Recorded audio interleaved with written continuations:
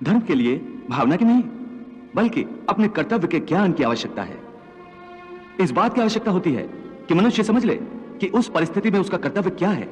भावना तो कई बार कर्तव्य के रास्ते में आ जाती है, मनुष्य को कमजोर कर देती है। जैसे इस समय तुम्हारी भावनाओं के कारण तुम्हारे मन में जो मोह उत्पन्न हो गया है, वो तुम्हें कर्तव्य के रास्ते से भटका रहा है। इसलिए शास्त्र कहता है कि कर्तव्य भावना से ऊंचा है। अभी तुमने बड़े ज्ञानियों जैसे तर्क किए कि कर्म के लिए कोई प्रेरणा होनी चाहिए और प्रेरणा के लिए कोई भावना आवश्यक है। ये सारे तर्क मोह जनित है। रिश्ते नातों के मोह ने तुम्हारी बुद्धि को धूमिल कर दिया है, इसलिए तुम्हें सत्य दिखाई नहीं दे रहा। हे केशव, तुम जानते हो कि मनुष्य जब कोई कर्म करता है तो उस कर्म का कोई कारण होता है, कोई प्रेरक होता है जिसकी प्रेरणा से मनुष्य कर्म करता है। कोई भावना तो होती है जिस भावना की पूर्ति के लिए मनुष्य अच्छा बुरा कोई भी कर्म करता है। अर्थात कर्म की जड़ में एक भावना होती है और भावना की जड़ में कोई ना कोई रिश्ता होता है, क्योंकि किसी संबंध किसी रिश्ते के बगैर तो भावना पैदा नहीं हो सकती। अर्जुन, तुम ठीक कह रहे हो। संबंधों और रिश्तों से ही भावनाओं का स्रोत फूटता है, परंतु भावनाओं की यह नदी जल्दी सूख जाती है, बिल्कुल ऐसे जैसे आग में पानी की बूंद तुरंत ही लुप्त हो जाती है। मरने वाले की चिता के ठंडे होने से पहले ही रिश्तेदारों की आंखों के आंसू भी सूख जाते हैं। कोई 2 घड़ी आंसू बहाता है, कोई 2 दिन। बहुत रोती है तो मां, वो भी चंद दिनों में फिर संसार की माया में फंसकर अपने दूसरे कर्म में लग जाती है। हे केशव, एक ओर तो तुम मुझे यह सिखा रहे हो कि ये रिश्ते नाते सब चंद दिनों का दिखावा है, और दूसरी ओर अभी अभी तुमने ये कहा कि संबंधों और रिश्तों से ही भावनाओं का स्रोत फूटता है। कहा था ना?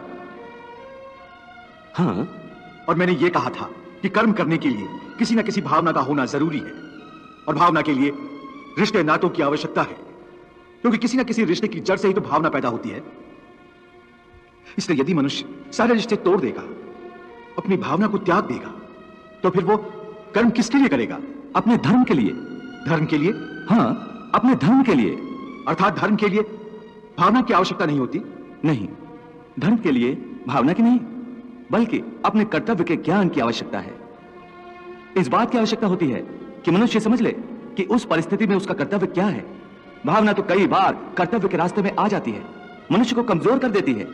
जैसे इस समय तुम्हारी भावनाओं के कारण तुम्हारे मन में जो मोह उत्पन्न हो गया है, वो तुम्हें कर्तव्य के रास्ते से भटका रहा है।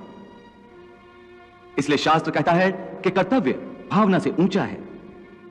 अभी तुमने बड़े ज्ञानियों जैसे तर्क किए कि कर्म के लिए कोई प्रेरणा होनी चाहिए और प्रेरणा के लिए कोई भावना आवश्यक है। ये सारे तर्क मोह जनित है।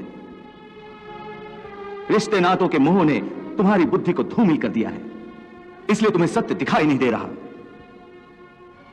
इसलिए इस समय तुम्हें धर्म स्पष्ट दिखाई नहीं देता। धर्म क्या है? धर्म की व्याख्या क्या है?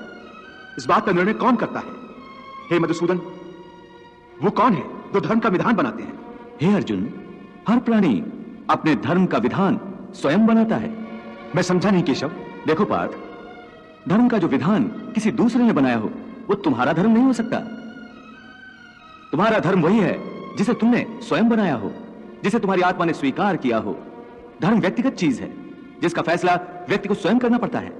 मैं अब भी नहीं समझा केशव। देखो पार्थ, मैं एक उदाहरण देकर समझाता हूं। किसी के गांव पर डाकू हमला करके गांव की लड़कियों का अपहरण कर रहे हैं। उसी समय किसी का पिता मृत्युशैया पर पड़ा जीवन की अंतिम सांस ले रहा है और पुत्र से बार बार पानी का एक एक घूंट मांग रहा है। उस समय उस व्यक्ति का क्या धर्म है? वो मरते हुए पिता के कंठ में अंतिम समय गंगा जल की बूंद बूंद टपकाता हुआ अपने पुत्र धर्म का पालन करे, या उसके गांव की लड़कियों पर जो संकट आ गया है उनकी रक्षा के लिए तलवार उठाकर उन डाकुओं का मुकाबला करे और आवश्यक हो तो जान भी देकर अपने गांव की इज्जत बचाए। इसका निर्णय कोई दूसरा कैसे कर सकता है? इसको धर्म का दोराहा या धर्म संकट भी कहते हैं। ऐसी परिस्थिति में वो व्यक्ति क्या करे? उसका फैसला कोई बाहर वाला नहीं कर सकता। यह निर्णय उसी को लेना होता है कि उस समय उसका प्रथम धर्म क्या है। उस समय उसकी आत्मा जो आवाज दे वही उसका धर्म है। इसलिए हे अर्जुन, हर प्राणी का धर्म व्यक्तिगत होता है।